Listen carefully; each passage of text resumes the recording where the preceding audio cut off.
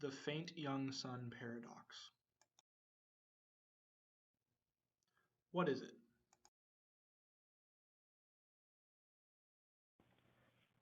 The faint young sun paradox is a term used to describe the apparent contradiction between the observations of liquid water early in Earth's history and the astrophysical expectation regarding the sun's output during that epoch compared to the modern epoch.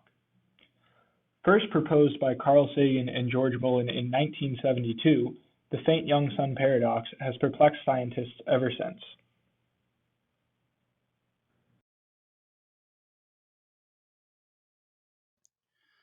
The paradox focuses on the history of the early solar system.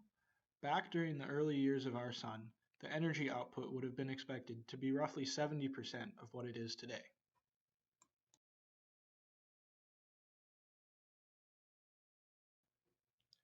But what does this mean exactly?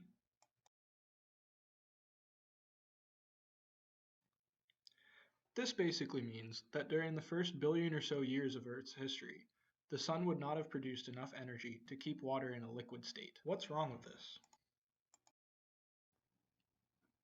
So, what are we missing? There are many theories to explain the faint young sun paradox.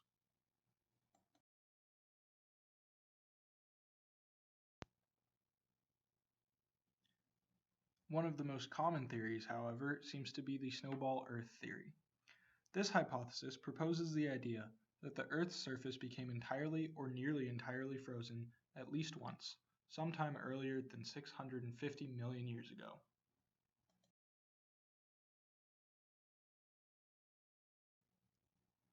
The snowball Earth hypothesis supports the continuous existence of water on Earth, based on the presence of certain greenhouse gases in the atmosphere.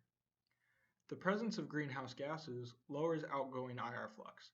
Thus, in order to keep energy balanced with the absorbed radiation, surface temperature must rise. But during the snowball Earth period, free atmospheric oxygen was introduced into the mix, which is believed to have reached levels sufficient enough to have reacted with methane in the atmosphere, oxidizing it to carbon dioxide, which is a much weaker greenhouse gas.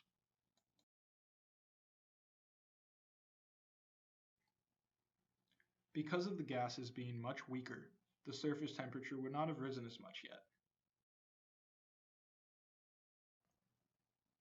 Until enough CO2 is present to raise the temperature high enough to melt the ice into liquid water.